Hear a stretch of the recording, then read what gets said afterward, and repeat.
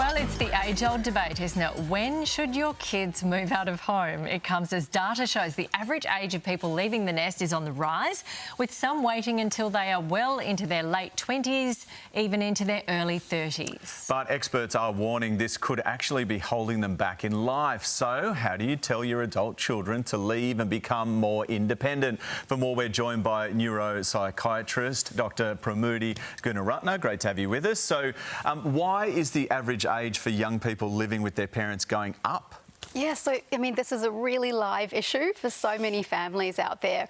And, you know, in Australia, young people between the ages of 18 and 26, about half continue to live at home with their families. And that has been on the rise for the last 20 years.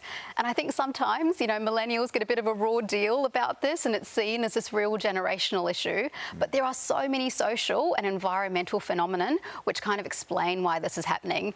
I think the first, you know, really practical consideration is cost of living. So things like house prices, rent prices just make it quite unaffordable for young people to move out and still do all the other things they need to do at that stage of life, like studying and working or launching their careers. But the other really big thing that's happened in the last 2 decades is the changes in technology. So, you know, when I was 18, I literally had to move out of home to be able to go to university. If I saw my friends, I had to go out into the world to do that. There was one phone line at home. So true. Whereas nowadays, you have young people who can literally attend class, speak to their friends, have endless entertainment, all while being in their bedrooms in suburbia. And so I think, you know, things have really changed and we don't quite understand what the long-term impacts of this sort of new way of living is. OK, so if you're the parents and you grew up differently and you want to get rid of your kids, what do you do?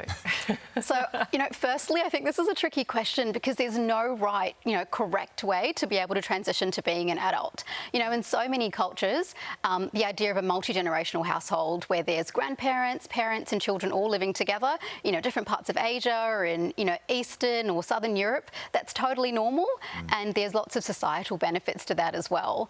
But if we go back to basics, you know, when a child is born, is a young baby, they're completely dependent and completely enmeshed with their parents. And the task of becoming an adult is actually separating away from your parents and developing your own sense of self as an individual. Yeah. And when it comes to being able to do that, you know, there's lots of different ways that we can do that. And I guess the other thing that's really important to understand is that as humans, we need to separate out as individuals, but we also need to maintain connections with our families, with our tribes. And so the balance of being a human of being an adult is being able to both be connected, but also maintain that sense of self.